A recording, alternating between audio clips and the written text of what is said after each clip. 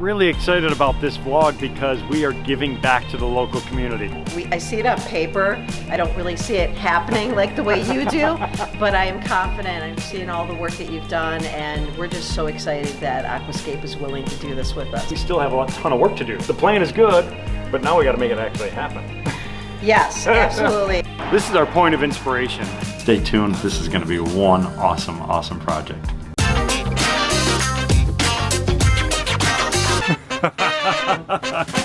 Hey, what's up everybody? Ed the Pond Professor here. I'm coming to you from Batavia, Illinois. This is right down the river from St. Charles, Illinois, which is the home of Aqualand. Really excited about this vlog because we are giving back to the local community. I was recently contacted by the Batavia High School Eco Club. They want to schedule a meeting, they want to come on out, and they want me to evaluate a pond system for them. So what I'm really excited about is not only could I help them, but I may actually be assisting them, not just from a design standpoint, but actually going out, working side by side with them. What we're going to be talking about in today's vlog, I want to go through the design. We want to meet up with Elizabeth, who is in charge of the Eco Club over at Batavia High School, and I want to start brainstorming to figure out exactly how we can assist them on their mission to create a beautiful, fully functioning ecosystem, the courtyard at Batavia High School.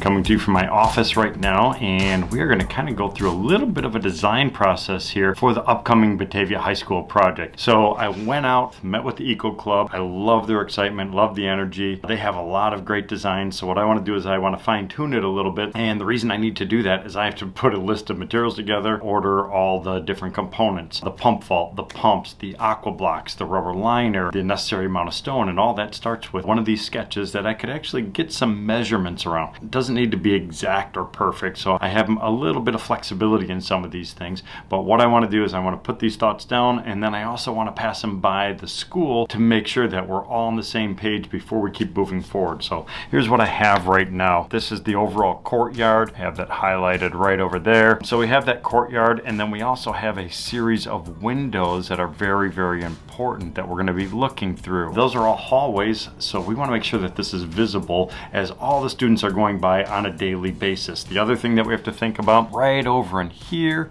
there is a set of doors that open up into the library. So this is going to allow access for all the students to actually go into that space for Eco Club meetings. If kids just want to hang out, if they're in that library, they're actually going to have access once we're done. So you could see over here, I actually added a little bit of a patio. So I think that is an important element. So I have this little stream type of a system going through, but I also want to make sure it's accessible from inside as well as outside. These are the same philosophies and principles that we follow on all of our projects, because whenever we're working in the Chicagoland area or anywhere for that matter, you spend a majority of your time indoors. We want to make sure that this feature is visible from inside as well as outside spaces. Once we complete everything, there will be a pathway of some sort going across over to this little patio area. We're also looking at possible future expansion going in this direction over here. So now, this is a very impromptu and interruption to your video. Brian Helfrich and myself are excited to announce the Aquascape Hands-On Academy. And this is the hands-on area right here. This was originally created for the Sandbox Studio for the Aquascape Artists of the Year, but it's going to be turned into a training academy for all people that want to be contractors to come and learn with our crew. You're going to see Chris, our crew, and how they build a one-day pond, and we're going to show you how to do it in 4 hours. We're going to have bleachers over here. People are going to be able to get inside, get their hands dirty. Besides the 11x16 or 8x11, whatever we decide to do for the one-day pond,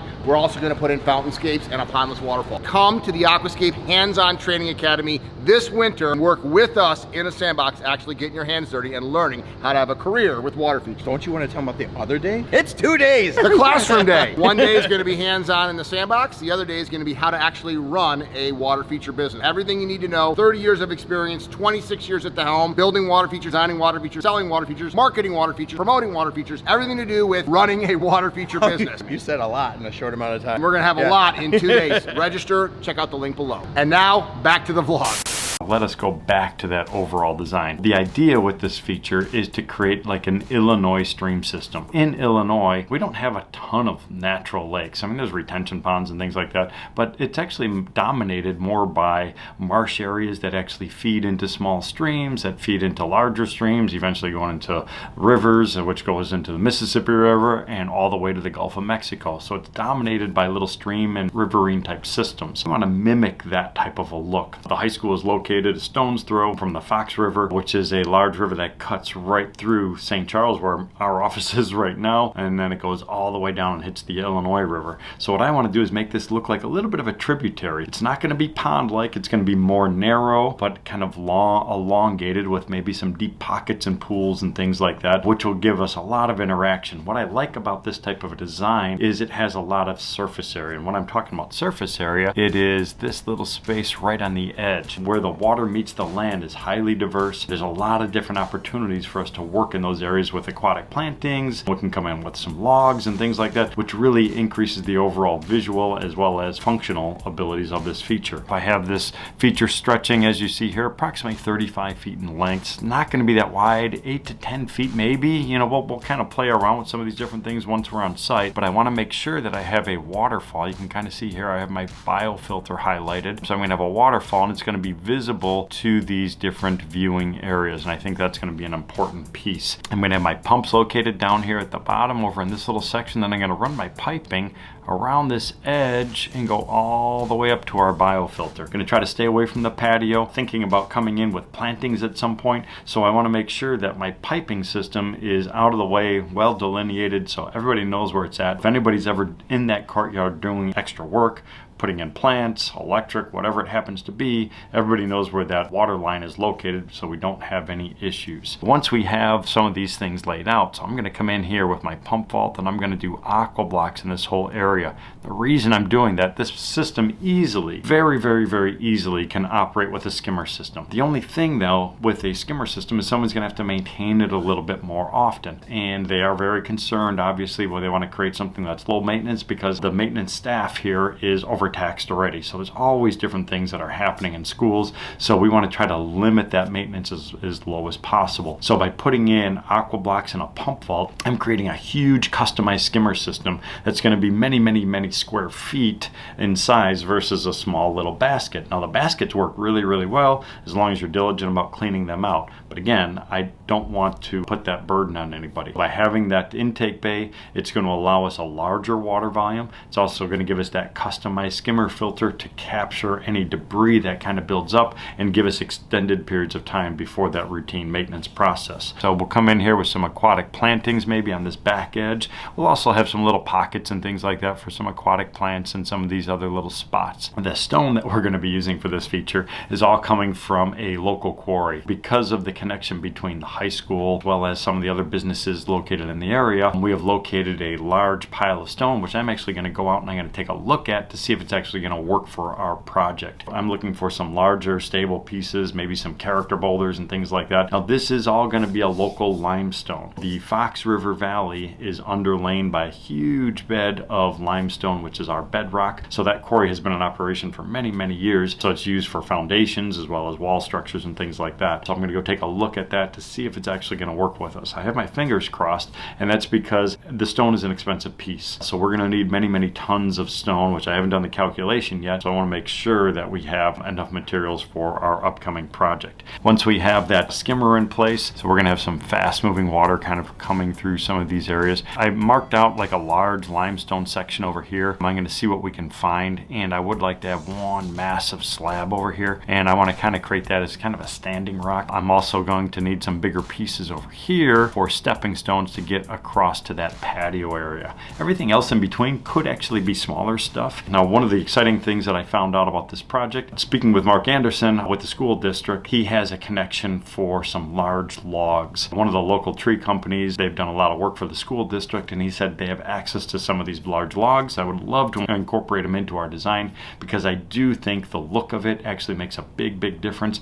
and it also I think functions very well. It kind of takes up a big edge along the back side of the pond, so it breaks up all the monotony of just stonework. And then the final piece with bringing in logs, and you've heard me talk about this before, for is it's a different type of surface compared with stone. So when we put all that stone inside of a feature, there's going to be epilithic organisms that are associated on that stone itself. Epilithic means it's associated with a rock. When you bring in a log or something like that, it's going to be considered more periphyton. So periphyton is actually going to be grown on surfaces as well as plant material and things like that. But the different species of organisms that are found on both of those, there is going to be crossover, but certain species will dominate. And the reason I'm saying that is it increases biodiversity. So whenever we're talking about a healthy aquatic ecosystem, biodiversity is key. Having aquatic plants, having logs, having rocks, having gravel, all these different pieces and parts are all critical for creating a beautiful, healthy, functional ecosystem. So I'm really looking forward to this project. So we have some very excited students. They're excited about the environment. They're also excited about creating a unique space for all the other students to enjoy. So stay tuned. This is going to be one awesome, awesome project.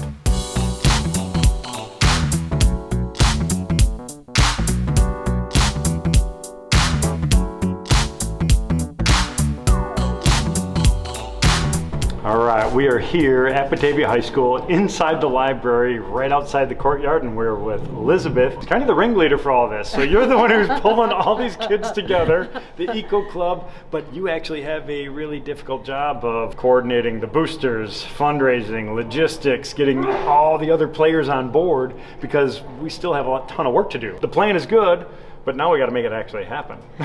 Yes, absolutely. So thank you for even just entertaining this crazy idea to meet with the kids. And I was really proud of the kids coming up with the 3 proposals. And we're just so excited that you want to partner with us. This is such an underutilized space. You know, the library is connected. This is the central hallway to go to all the classrooms. So why not use this space? Logistically, it is going to be difficult, so we're leaning on you to help us with that. I am hoping that our community can be generous and supportive and tap into whatever resources. The kids are doing fundraisers like pet rocks and plant sales. Awesome. I love it. Yeah. I know you said you had a connection for rocks, which I know can be expensive, so if we could try to figure that out, I think that'll be a big win. Yeah, absolutely. We're going to check with the city of Batavia. I was out bike riding with my husband and we noticed some rocks that were kind of stashed off to the side of the bike trail at the quarry. And so we'll see if maybe we can have access to that. That would be huge. It would be. Yeah, well, I love it not only because they'd be free, but they're also local. I think it tells the story. You know, the whole idea with designing and building a water feature, I try to connect things with stories. So by having it with the students here is one of them, but everybody that grew up here in Batavia, I mean, the Fox River is the dominant feature. I mean, that's the whole Fox River Valley. It has a foundation of limestone. So if we could use that and kind of interweave it into the whole story and utilize those local materials, I think it's going to be awesome. Absolutely. I mean, I know that I see it on paper. I don't really see it happening like the way you do, but I am confident. I'm seeing all the work that you've done, and we're just so excited that Aquascape is willing to do this with us. This is something that I really enjoy, and I know Greg enjoys as well. You know, if we can give back to the community, we're all about it. So I think the timing worked out, but I also think, proximity is nice as well, but I think it really, what sold me was the passion for you and the members of the Eco Club that came out and, you know, putting the presentation together and very well thought out. And it's like, oh my gosh, this is exactly the type of group I want to work with, because I know it's gonna be sustainable. It's gonna be something that people are gonna get behind, and they're gonna be able to take care of it, maintain it, build it, and, you know, for many, many generations of kids coming through this school, which is incredible. I agree. I mean, I'm just as excited and hopeful, so thank you. You're very welcome.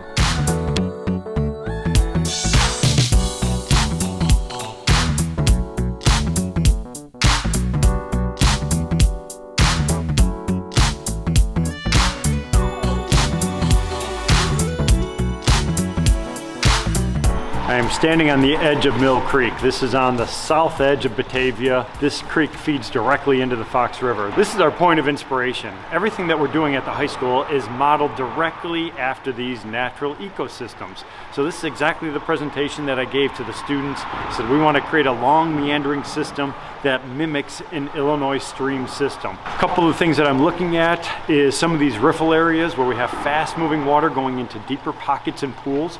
We have a condensed area that we're we're going to be working with, so we want to try to mimic some of those. The other thing that I'm going to be looking at is the native vegetation, the different types of trees that are found in and around this aquatic area. The final thing is going to be the edging, where we have river rock coming down, we have logs, we have vegetated sections, we have big rocky slabs.